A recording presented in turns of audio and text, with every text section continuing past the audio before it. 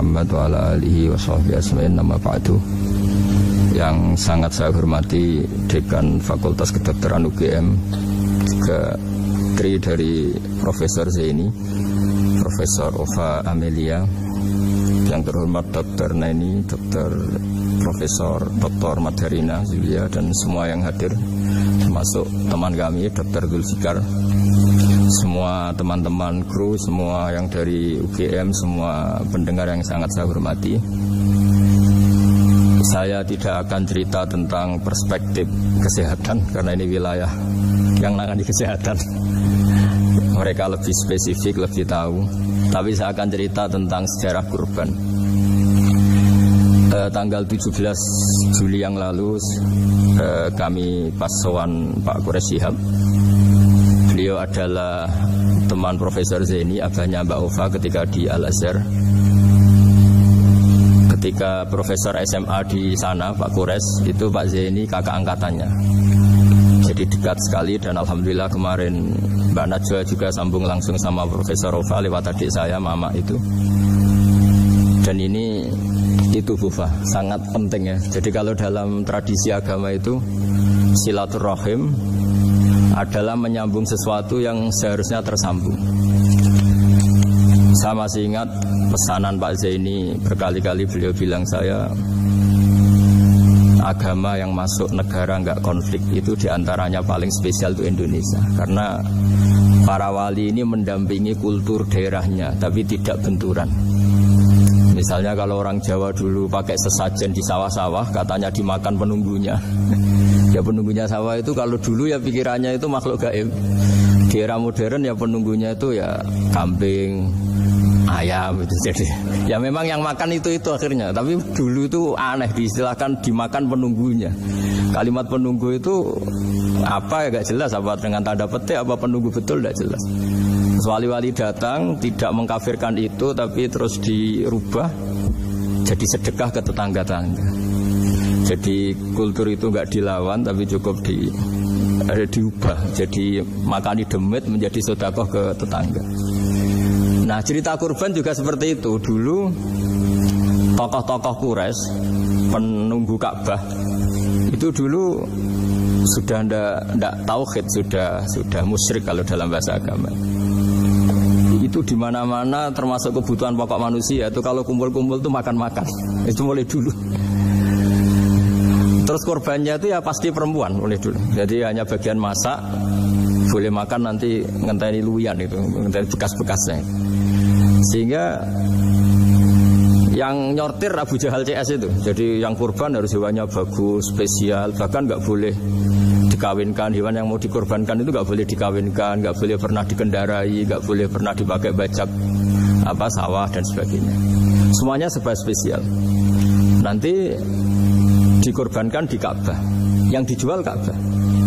Nah pertanyaannya, Ka'bah ini nggak pemakan daging, yang untung ya ketua-ketuanya ini, karena Ka'bah tidak doyan daging. Dan itu ya di atas namakan Allah, ini demi taqarrub ilallah, demi itu. Sehingga mereka bilang waqalu hadhihi an'amu wa harsun hijrul la yat'amuha illa man nasa'u bizamihim. Ini hewan kurban harus spesial, dan yang berhak makan hanya orang-orang spesial, yaitu para penunggu Ka'bah, para sadanatul bait.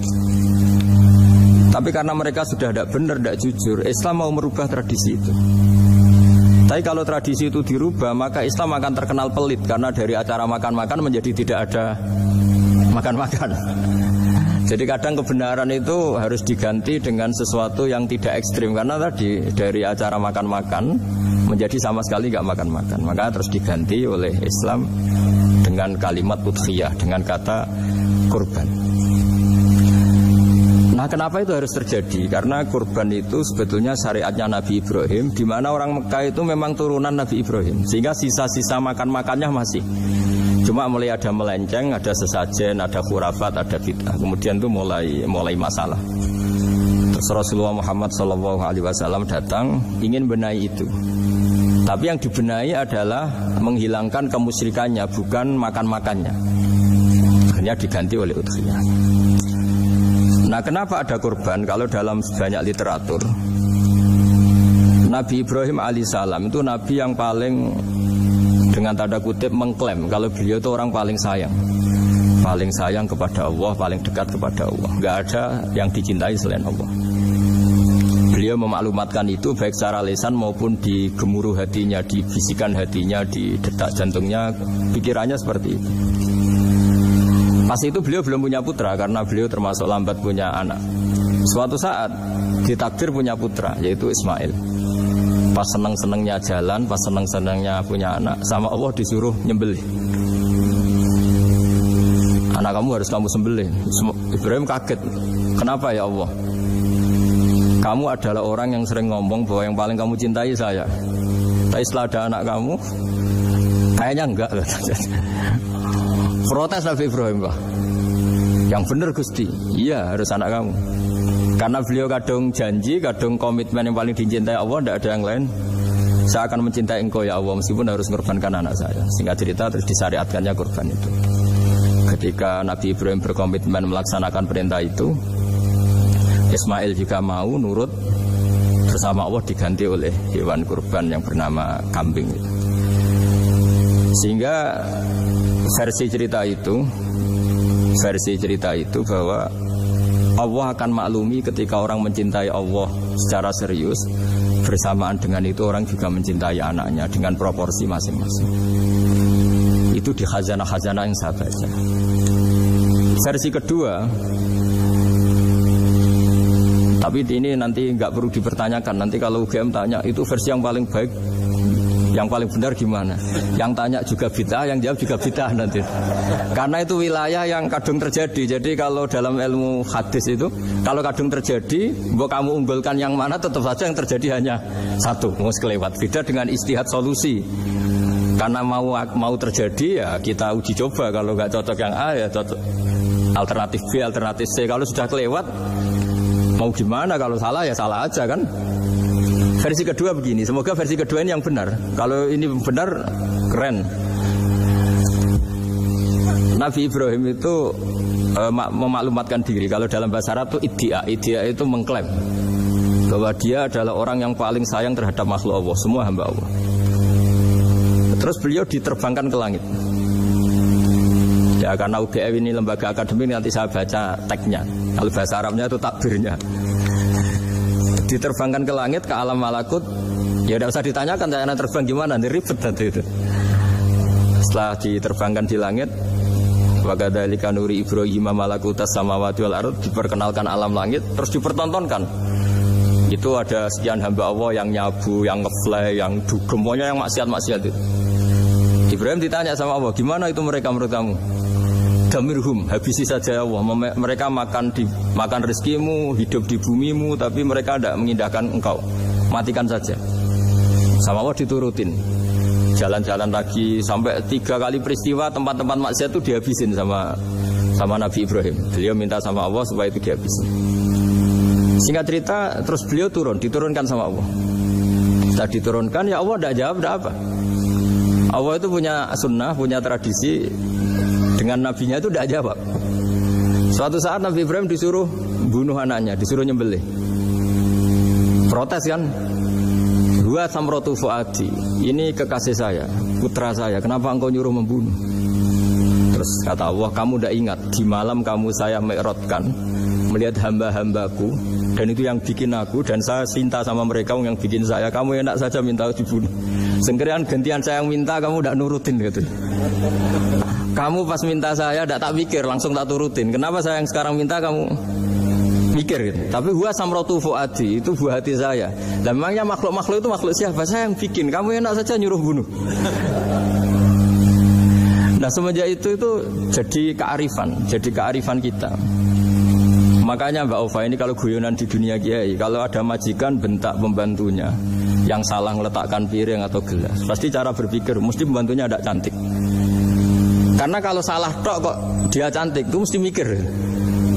Nggak bisa orang bentak orang cantik gitu. Jadi sama, misalnya saya janjian sama Gus Fikar nih. Janjian, Gus datang hari Senin gini-gini, ternyata beliau nggak datang. Kalau saya tidak punya utang, tidak atasan saya pasti marah. Sudah janji kok gini-gini. Saya bisa marah itu sebetulnya sebabnya itu 2. Saya kecewa dan dia tidak punya jasa. Tapi yang diomongkan hanya, wah, kamu khulful wa'di apa? Enggak tepat. Coba kalau ini atasan saya jadi dosen karena beliau misalnya. Saya punya utang beliau. Mbok nyulayani janji apa kan? Nggih mboten napa-napa kan. Sama. Ada majikan mencintai pembantunya karena sangat cantik, mana ada mencahno piring. Omahe dirubahno itu enggak apa-apa gitu kan gitu. Sama. Makanya ada guyonan di dunia kiai itu, ada anak perempuan kan enggak lazim ya, perempuan pakai GL Pro kalau dulu, mungkin sekarang pakai Ninja, pakai celana jin. Sopo iku wong luput suwo itu. Siapa itu perempuan kok gitu? Niku ponakane jenengan, Mbah. Astagfirullah, muga-muga pangeran nyepuro. Jadi langsung rubah dari maksudkan menjadi ndak karena keluarga. Nah, jangan-jangan kebencian kita pada maksiat itu oke, kita wajib benci maksiat, tapi tetap ada catatannya. Plus yang maksiat itu tidak orang yang terkait dengan kita. Coba kalau yang maksiat itu orang yang terkait dengan kita, itu anak kita, ponakan kita, mungkin istri kita, paling mintanya ya Allah ampuni, ampuni. Sama-sama maksiat, yang satu minta dihabisin, yang satu kita minta diampunin. Fair gak kita sebagai manusia? Tidak fair. Tidak fair. Nah, ya iya gak fair ya. Apa ya fair? Mikir. Makanya kalau ada guyonan, ya itu tadi, ada supir salah dimarahin, pasti supir ini belum pegang rahasia. Tapi kalau sudah pegang kartu, si majikannya punya apalah gitu, simpanan gitu. Wah, ini pegang. Berani marah gak dokter? Tidak ada. Ini dokter klinik juga ada masalah. Itu pengalaman sekali. Jadi itu guyonan kiai. Makanya jadi manusia itu gak pernah adil sebenarnya. Makanya Allah pernah mensifati manusia itu bakanal insanu zaluman jahula. Manusia itu sangat zalim dan sangat bodoh. Kalau misalnya jenengan tanya, orang soleh pun itu gimana? Orang soleh asal manusia tidak nabi, itu ya mesti ada zalimnya. Makanya kalau dalam kitab hikam diterangkan, kitab hikam itu kitab yang olah manusia. Itu menyebut begini, manusia itu siapa? Dijawab, manusia itu mangkanat mahasinuhu masawiyah. Orang yang ketika baik saja salah, apalagi ketika salah. Kita misalnya punya toko laris gitu, doanya mustajab, laris, pembelinya banyak, kualitasnya bagus. Pasti ada toko sekeliling yang megap-megap karena orang sekarang ke kamu kan gitu. Sama di kampus ya gitu, kalau ada kampus besar yang lain pasti ke masjid, terhalangi karirnya di semua. Sehingga orang supaya terus merasa salah, Rabbana dzalamna anfusana, meskipun kita sedang benar pun. Saya termasuk kiai yang kalau ngelepas haji, mungkin yang haji itu mangkel. Karena saya tidak pernah muji-muji haji, meskipun saya melepas orang haji. Umumnya kiai kalau ada orang haji kan dilepas haji mabrur, tidak ada lain balasan kecuali surga. Saya itu karena pernah kecil, pernah dengerin masyarakat. Itu ngenes ketika si kiai pidato tadi ternyata ngenes. Ngenesnya seakan-akan surga itu hanya milik yang haji. Mana koyo kula sepundi Gus wong kula ora kelar haji. Semenjak itu setelah saya jadi kiai ya dendam juga. Akhirnya setelah saya jadi kiai kalau ngaji, orang yang haji mabrur balasannya surga, orang yang fakir sabar juga surga, orang yang sering dimarahin istri juga surga. Katanya pokoknya surga terus. Sampai yang mau haji itu, Gus, gimana kok bakas kita kok sama dengan mereka? Ya karena saya ada ulama pesanan kata saya gitu. Jadi artinya gini, ketika Anda muji ibadah haji, jangan kira yang ngenes tidak banyak, yang ngeluh juga banyak, karena mereka ada takdir gak mampu haji. Itu hebatnya Islam. Islam juga datang dengan solusi-solusi. Misalnya Jumatan itu hajinya orang miskin, orang yang ingat Allah mulai subuh sampai matahari terbit juga sama dengan umroh. Jadi karena tidak semua orang itu mampu haji. Jadi itu Islam. Jadi nanti tak bacakan, jadi versi kedua itu Nabi Ibrahim diperingatkan Allah bahwa tidak seperti itu cara mengelola hambaku. Nah, Islam ini kata Allah anit tabi' millata Ibrahim hanifa. Referensinya Islam, mentornya Islam itu Nabi Ibrahim. Sehingga kita alhamdulillah punya sejarah wali songo. Saya punya orang tua Kiai Nur Salim itu sayang sekali sama umat, Mbah Mun juga gitu. Saya sama Profesor Zaini itu sudah mulai tahun 2000 terus tiap hari ketemu juga nggak pernah kecewa. Beliau itu pernah disalahpahami, mungkin Bu Ova belum dengar ini. Pernah disalahpahami karena beliau itu tangan kanannya karena nggak kuat. Jadi Jadi kalau ngambil papa itu pakai tangan kiri. Itu pernah disalahpahami ya, mungkin orang hasud karena tidak mengkonfirmasi langsung mengklaim beliau itu kiai, profesor, kalau apa-apa pakai tangan kiri. Kira-kira pertanyaan sunnah rasulnya mana kan itu. Beliau itu ya hanya corong Jawa itu berambang, agak nangis tapi tidak sampai keluar air mata tapi berambang. Beliau bilang gini ke saya, saya seharusnya gimana Mas Pak? Ya kalau Pak Zain ingin jadi wali udah usah menjelaskan. Kalau Pak Zain ingin menjelaskan berarti ingin diakui makhluk. Tapi kalau nggak dijelaskan mereka salah paham terus. Tapi cepat jadi wali karena sudah mulai mengabaikan apa kata mereka. Tapi kalau menjelaskan ya enggak, ya lama jadi walinya. Tapi bagusnya orang nggak salah paham. Pak Zain ini tertawa-tawa. Jadi wali apa enggak? Jadi saya tuh lama sekali sekamar dengan beliau ada di Badan Wakaf ya Mas Fajar ya. Badan Wakaf yang atas itu kan dulu tempatnya Pak Rektor kan kosong. Nah itu kita tempati sama Pak Zaini bertahun-tahun tiap hari diskusi.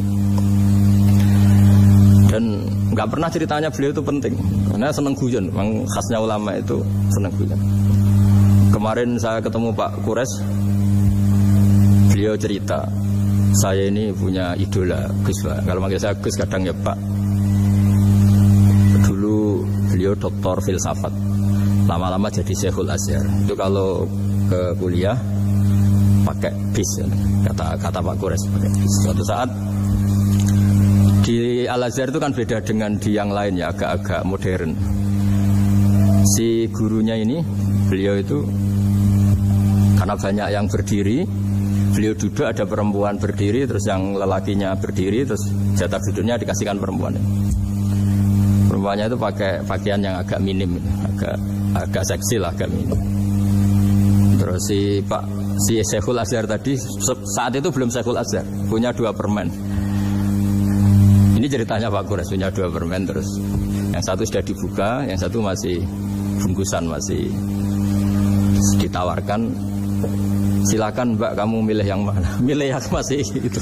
Padahal bukanya itu supaya lebih gampang. Ternyata milih yang masih bungkusan.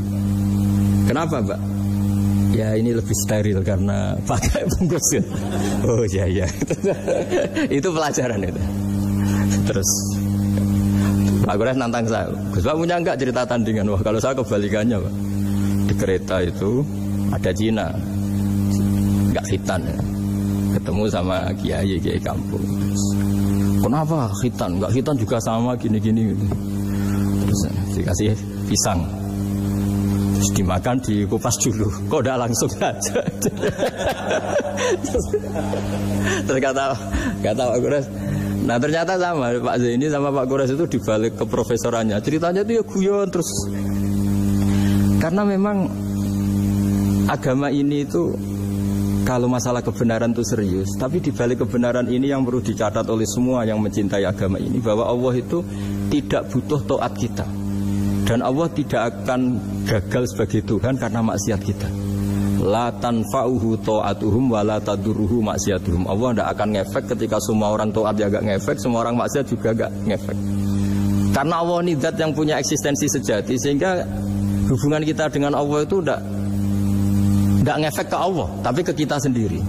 Sehingga mereka lebih rileks karena nggak merasa harus mati-matian bela Allah. Allah tetap Al-Qayyum, zat yang bisa berdiri sendiri. Sehingga di kitab-kitab itu ada bab namanya Mizahun Nabi, guyonan-guyonan Nabi. Itu ada babnya sampai di kitab Ihya, di kitab banyak lah kita.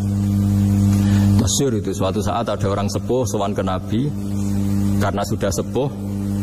Beliau pamit lah, kira-kira jam segini pamit, ya Rasulullah saya mau pulang karena nanti kemalaman. Karena beliau jalan kaki yang orang sepuh. Kata Nabi, dah tenang saja di sini, nanti pulang kamu udah jalan kaki. La ahmilan naki alab ninakoh, nanti kamu tak naikkan anaknya unta. Pikirannya orang sepuh tadi namanya anak unta itu ya kecil. Wama fa'altu bibninako, apa yang bisa saya lakukan dengan anak unta? Sudah tenang saja. Setelah beliau ngaji lama, ya dikasih unta tua itu. Silakan kamu bawa unta saya ini. Ini kan unta tua, ada anak unta. Ya meskipun tua ya anaknya unta kata. Ya tapi cerita saja. Meskipun tua juga anaknya unta. Jadi agama itu rileks. Nabi Ibrahim kembali lagi ya karena syariat Ibrahim. Nabi Ibrahim itu pernah minta supaya nyawanya itu diperpanjang karena umumnya orang itu kan ingin nyawa panjang, ingin umurnya panjang. Beliau yakin penting nyawa panjang, umur panjang. Allah tidak jawab gak apa. Suatu saat ada tamu, orangnya itu sepuh sekali. Nabi Ibrahim karena orang yang sangat menghormati tamu dikasih kurma, anggur. Itu setiap dimakan dikunyah meler lagi keluar. Karena sudah sepuh, nggak ada giginya, dikunyah keluar lagi. Itu jawabnya Nabi Ibrahim, ya Allah, masuk lagi ke kamar, sholat lagi, mengcancel doa panjang umur.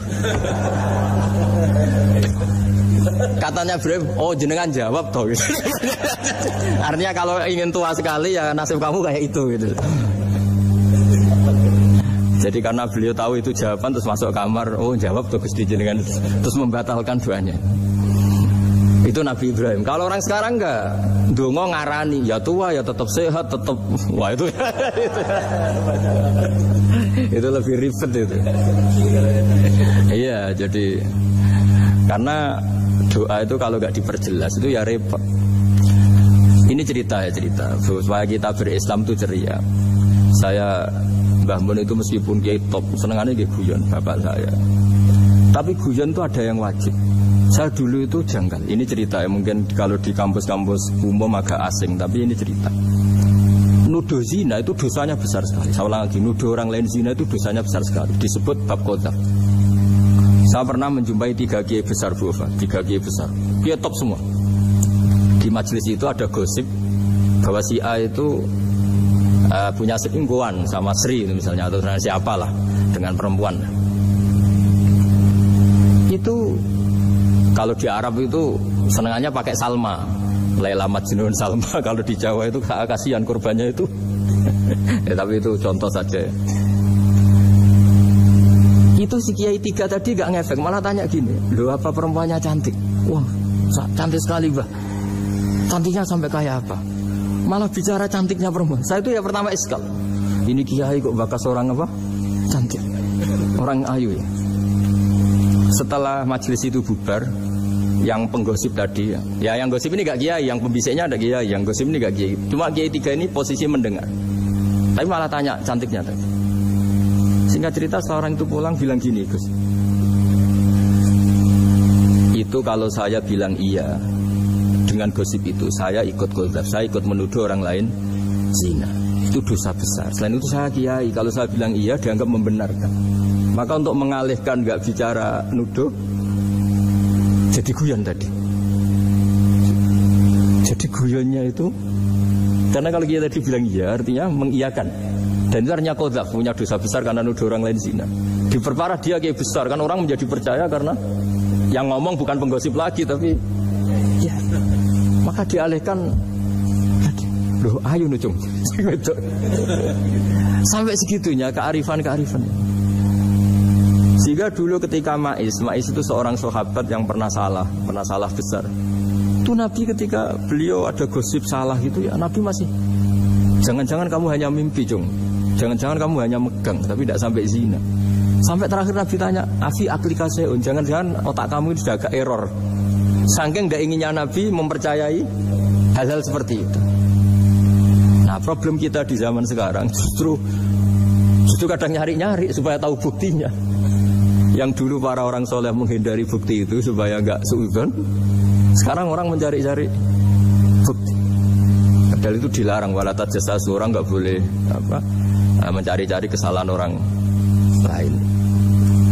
Nah, itu kearifan yang saya dapatkan dari Bapak, dari Mbah Mun, dari Pak Zaini, dari Pak Gures. Mereka orang-orang yang luar biasa menghindari ngomong penting. Sekarang itu orang banyak yang sering ngomong penting. Sebenarnya itu malah salah. Karena kalau ngomong penting itu vonis terhadap orang lain. Tapi kalau kamu rileks, tidak. Nabi dulu itu rileks sekali. Ketika beliau ngaji gini, terus ada pemuda lewat bawa cangkul mengabaikan pengajian Rasulullah. Banyak sahabat bilang, celaka orang itu, ada Nabi ngaji kok tidak ikut. Jawabannya Nabi unik. Jangan-jangan dia punya keluarga yang harus kerja, dan kalau harus kerja untuk nafkah keluarganya itu juga ibadah. Itu ya sunnah saya. Jadi Nabi rileks saja, tidak tersinggung, tidak. Nah, kenapa kita butuh rileks? Karena kebenaran sekali dipaksakan itu jadinya benturan. Dan itu wali-wali Songo itu dulu sudah berpikir seperti itu. Sehingga Pak Zaini yang sering ngendikan sama saya, kita ini bisanya mengikuti Mas Bah, kalau manggil saya Mas, tidak bisa benturan. Sehingga tadi ada modifikasi dari sesajen menjadi sedekah, dari apa menjadi apa. Jadi tidak langsung benturan. Dan itu khazanahnya, bacaan-bacaannya banyak sekali. Termasuk peristiwa Udhiyah tadi. Jadi dulu kurban itu dipakai ajang orang-orang tokoh Quraisy supaya dapat daging yang bagus, di atas namakan Ka'bah. Jadi agama ini dijual mulai dulu. Kunane kuno agama ini dijual. Dan agama mulai dulu ya prospek. Ka'bah itu bisa menyedot wisatawan berapa, wisata religi. Sehingga dulu ada Ka'bah tandingan, perhitungannya juga ekonomi. Jadi mulai dulu itu ya sudah seperti itu. Mau apa Bang Allah bikin dunia seperti ini. Jadi dulu, mulai dulu agama itu ya, sampai orang Yahudi gak mau iman sama Nabi ya pikirannya sederhana. Kalau saya tokoh banyak yang sowan, banyak yang ngasih-ngasih. Kalau saya ikut Muhammad, saya anak buah, yang ngasih saya siapa ya?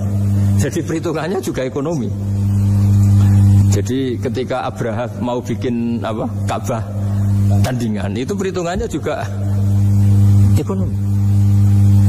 Jadi ribet kan memang kalau manusia itu sudah ribet. Tapi Islam ini datang bukan untuk itu, tapi memaklumi itu. Itu hebatnya Nabi Ibrahim. Ketika beliau berdoa, ya Allah, keluarga kami saya tempatkan di Mekah. Rabbana liyuqimus sholata faj'al af'idatam minan nasi tahwi ilaihim warzuqhum minas samarat. Cuma menurut Islam dibalik, ya Allah, kita ini ingin anak-anak kami ini bersujud kepada Engkau, ingin anak-anak kami ini melakukan sholat. Tapi mereka ini manusia yang untuk ketahanan hidupnya butuh makan, butuh rizki, butuh ekonomi. Maka tolong ekonominya dijaga ya. Jadi dibalik, demi sholat menjaga ekonomi. Jangan dengan demi ekonomi meninggalkan sholat. Jadi dibalik, jadi demi sholat menjaga ekonomi. Juga termasuk menjaga politik. Andaikan tidak ada orang Islam yang cakap politik, terutama yang soleh-soleh, kemudian negara bikin aturan ala mereka, sholat dianggap larangan, pengajian dengan larangan, juga repot. Makanya mulai dulu kiai-kiai itu ya politik, karena nggak ingin negara ini diatur oleh orang yang anti sholat, anti agama. Karena kalau negara terserah yang sedang jabat, kemudian yang jabat tidak soleh, bisa nganggap maksiat-maksiat tidak ilegal, yang pengajian justru ilegal. Nah di sini kenapa banyak orang-orang soleh dulu ya rata-rata ya berpolitik mulai sebelum kemerdekaan sampai setelah kemerdekaan. Jadi itu ada filosofinya. Nah bahwa ada oknum-oknum yang tidak seperti itu ya monggo, itu oknum. Tapi sebetulnya awal-awalnya kenapa banyak orang soleh yang politik, karena nggak ingin negara ini dipimpin oleh orang-orang yang anti agama, anti kebaikan. Sehingga berkahnya apa? Berkahnya negara ini berkonstitusi secara Islami. Meskipun tidak negara Islam, tapi tadi hak asasi manusia terjaga, hak belajar, hak beragama, hak ibadah. Coba bayangkan kalau kita jadi korut, Korea Utara kan pusing. Jadi, nah itu uniknya. Lagi-lagi ini cerita uniknya. Itu mulai dulu itu tidak ada benturan. Ketika ada Masumi, ada Partai NU, ada macam-macam. Muhammadiyah datang di Jogja itu Mbah Ahmad Dahlan itu teman dekatnya Mbah Hasyim. Saya tahu banyak tentang, namanya dulu Darwis. Itu dulu ngajinya sama pernah buyut-buyut Qiyami di sini. Dulu ngaji Mbah Soleh Darat, Mbah Ahmad Dahlan sama siapa itu Mbah Hasyim. Ketika di Mekah yang Mbah Ahmad Dahlan ngaji Syekh Khotib Minangkabau itu ya sama Mbah Hasyim. Nah kebetulan Mbah Ahmad Dahlan hidup di Jogja yang zaman itu sudah khurafatnya kayak apa, karena ada sistem agama yang sangat, menurut beliau sangat jauh dari Islam yang murni. Terus beliau revolusinya seperti itu. Yang Mbah Hasyim nempat di Jombang. Nah itu kan murni ilmu sosial, murni muqtadul hal. Terus beliau punya metode yang berbeda, tapi nggak masalah, mulai dulu nggak masalah. Kemudian yang, jadi kalau yang kadang-kadang memasalahkan tuh ya memang yang nggak tahu masalah. Sebenarnya dulu itu ya biasa aja, karena ya itu urusan metode, urusan. Saya teruskan masalah Udhiyah. Jadi yang diceritakan Nabi Ibrahim tadi, bahwa benci seseorang kita atas namakan maksiat itu tidak segampang itu. Karena jangan-jangan kebetulan yang maksiat itu keluarga kita. Apakah kita punya kebencian yang sama saat yang maksiat itu keluarga kita, atasan kita, teman kita? Ya kayak tadi, kalau saya corong jodi belenjani janji, ada orang janji sama saya nggak tepat waktu. Saya bisa marah itu pasti sebabnya jelas. Itu bawaan saya nggak berjasa sama saya. Kalau kata dokter Klik nggak cantik ya. Tapi kalau itu orang yang misalnya rektornya bilang, maaf ya saya tidak bisa datang hari ini. Tidak apa-apa. Pasti manut itu. Atau yang nyelain janji kiai itu. Cuma aku harus teko itu. Ini betul apa-apa. Gayanya aja kita marah karena fulful wa'di apa ingkar sama. Intinya Nabi Ibrahim itu coba kalau yang maksiat itu anak kamu berharap saya ngasih tobat kan, bukan langsung tak habisin kan. Intinya Allah ingin bilang ke Nabi Ibrahim, andai kan yang maksiat itu anak kamu, ingin saya menghabisi apa tak kasih tobat? Ya kasih tobat ya. Ya seperti itu saya yang bikin. Maka di Al-Azhar sana, kalau cerita orang-orang alim itu masyhur. Ada tempat maksiat mau dihabisin sama orang-orang yang sangat keras. Ketemu Syekh Mutawalli Sa'rawi, ditanya, andai kan mereka mati saat maksiat, itu mereka ke surga apa ke neraka? Ya ke neraka. Terus ditanya sama Syekh Mutawalli, kalau mereka ke neraka, akan dzalika muradan Nabi? Apa seperti itu yang digadaki Nabi, umatnya mati terus masuk neraka karena belum tobat? Tidak, Nabi inginnya mereka tobat dulu. Ya sudah, jangan dihabisi. Kamu berproses ikut mentobatkan mereka. Kebetulan ini mau mendengar. Jadi kita lunak, kita baik itu ya semuanya ingin la'allahum yarji'un, semoga mereka kembali, mereka tobat. Bukan lunak dengan arti mengakui maksiat itu satu kebaikan, itu yang bahaya. Kalau lunak sampai mengakui itu maksiat itu kebaikan, itu bahaya sekali. Tapi kita lunak karena kita ingin berproses untuk bertobat. Karena tadi kalau kita punya nurani itu mesti, andai kan yang maksiat itu anak kita atau teman dekat kita atau orang yang berjasa sama kita, apa kita bisa tegas? Kira-kira gimana? Bisa kamu tegas sama anak kandung? Berat. Ditantang minggat saja pusing gitu. Ya makanya terus ini saya baca teks aslinya ya, supaya mungkin sebagian yang punya kitabnya atau memang punya tradisi akademik supaya mendengar ini. Saya baca ini versi yang kedua ini di kitab Hikam. Kitab Hikam juga termasuk kitab pegangan para kiai, halaman 4 juz 2. Diredaksikan gini, waqat adzabahu ta'ala, ini masih tentang kurban. Waqat adzabahu ta'ala khalilahu Ibrahim fi ba'di mawatinihi al-azimah. Jadi Allah kalau dalam bahasa Arab memberi teguran itu namanya takdib. Makanya kalau orang nakal itu, kalau orang Jawa bilang kurang ajar. Sebenarnya ajar itu kan tahun ajaran baru. Ajar itu kan barang baik. Ya kan disebut tahun ajaran baru. Pengajaran, ajar itu kan barang baik. Jadi kalau kurang ajar berarti kurang baik. Itu bahasa Arabnya orang yang kurang ajar perlu diajari. Itu kalau orang Arab bilang ditakdib, diwarai toto kromo, diadabkan. Jadi belum punya adab diadabkan. Ya, itu udah. Tapi tentu Nabi Ibrahim nggak sampai kurang ajar. Ini kan cerita bahasa ya. Jadi kalau sebenarnya ajar itu udah buru-buru sama kurang ajar, berarti orang ini kurang pelajaran, kurang. Tapi di Jawa itu agak salah kaprah. Kalau kurang ajar itu ekstrim. Misalnya duduk di meja itu disebut kurang ajar. Sebenarnya ada se-ekstrim itu. Saya teruskan ya. Terus wa 'allamahu kaifa yatakhallaqu bihadzal khuluqil karim inda tilaihi 'alal asrar. Terus disebutkan anna Ibrahim annahu arhamul khalqi qal farafa'ahu wa ta'ala hatta asyrafa 'ala ahli al-ardi. Nabi Ibrahim diterbangkan ke langit sehingga melihat di bumi yang maksiat-maksiat itu. Faqala ya rabbi damirhum, habisi saja. Terus faqala wa ana arhamu bi ibadi minka ya Ibrahim ihbit fala'allahum yatubun wa yarji'un.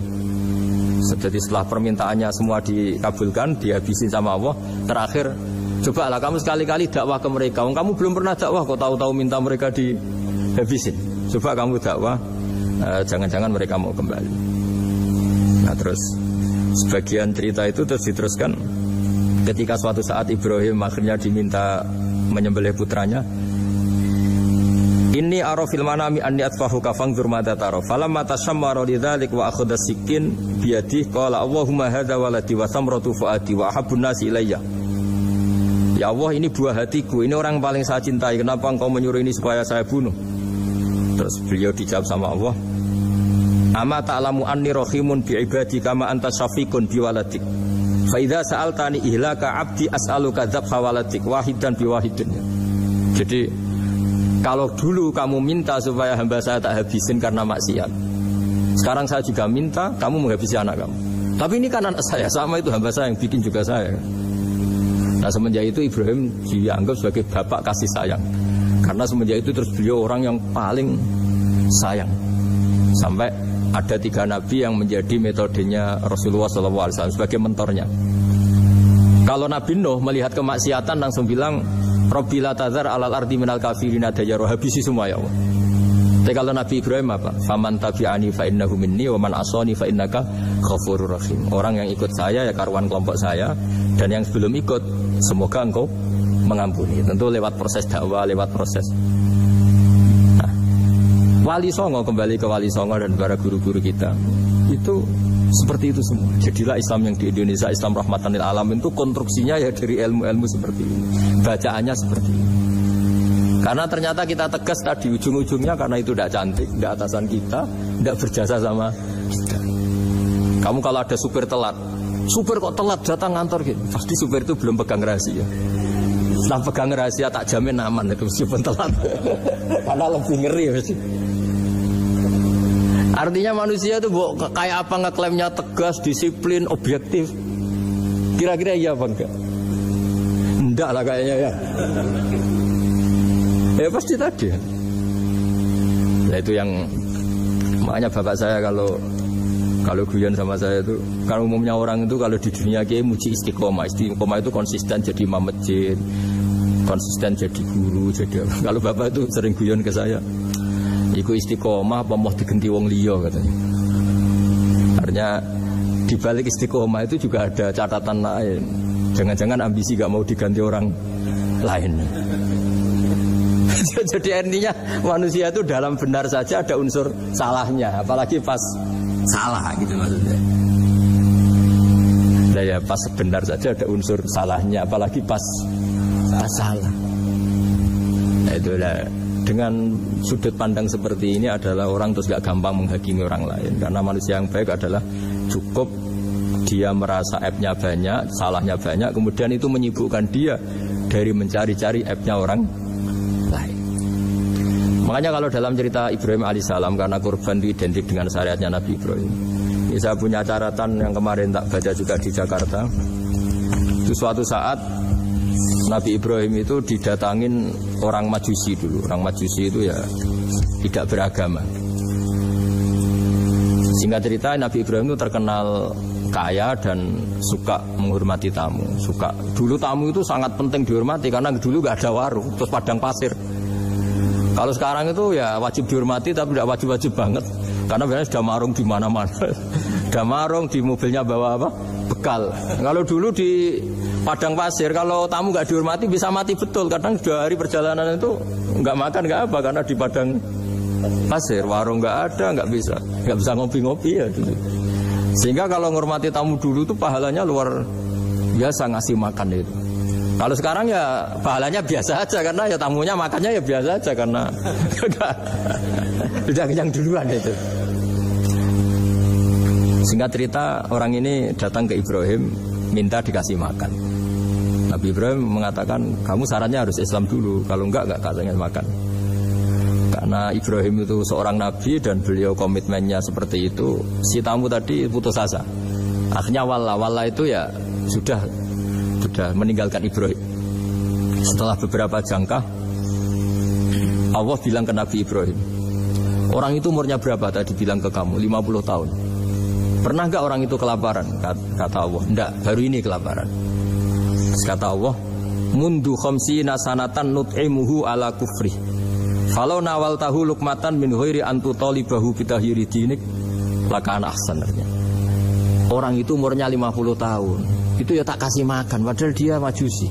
Kamu baru diminta sehari saja minta syaratnya Islam.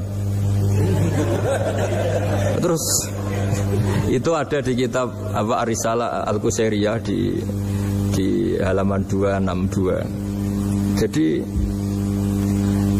cuma dulu itu motifnya semuanya agama, bukan atas nama demokrasi atau kebebasan beragama. Karena dulu itu orang dulu itu kan saking sayangnya Allah, apa-apa konstitusinya ya perintah Allah. Dan ternyata perintah Allah seperti itu, akhirnya dipanggil. Kemana ya Majusi ke sini tak kasih makan. Majusi akan kaget. Ada apa? Kenapa kamu rubah?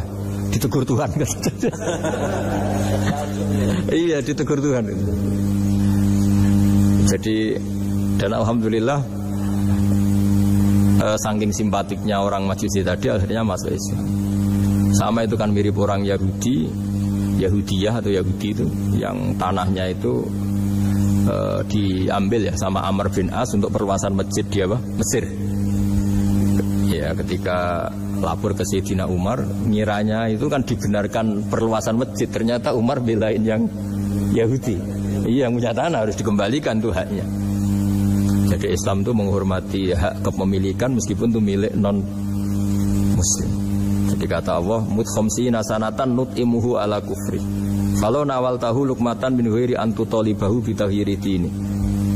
Mau dikasih makan aja, tidak usah nyuruh ganti agama. Wong saya aja yang Tuhan ngasih makan dia sudah 50 tahun. Tambah syarat. Tambah syarat. Ya jadi ini cerita ya Bu Ufa. Jadi kita mungkin kenangan saya dengan Bapak, Bu Ufa dengan Profesor ini kebetulan teman dekat sekali sama saya dan hampir tiap hari saya ketemu minimal 3 jam bertahun-tahun. Sampai kalau kehabisan cerita akhirnya cerita keluarganya karena kesuwan belajar karena akhirnya cerita keluarga. Maksudnya tadi ini saya cerita ini barang baik ketika beliau pernah ditahan karena aktivis dulu. Itu pas mau lahirnya Bu Ova, terus beliau berdoa mati-matian delalah dibebaskan. Beliau sempat nunggu kelahirannya Bu Ova ini terus dinamai Aufa Amalia. Itu kalau dalam bahasa Arab itu Aufa itu Allah memenuhi apa yang saya angen-angen. Jadi itu ceritanya itu gitu. Jadi nama itu spontan aja ketika iya, jadi beliau itu aktivis dulu. Bukan di penjara karena korupsi atau kriminal, bukan karena aktivis. Karena kalau model sekarang Bu, kalau nggak dijelaskan detail ditahan karena aktivis, nanti dikira ditahan karena yang lain. Ribet kan? Jadi ditahan karena beliau itu dulu aktivis, bukan karena apa. Ya saya kira demikian.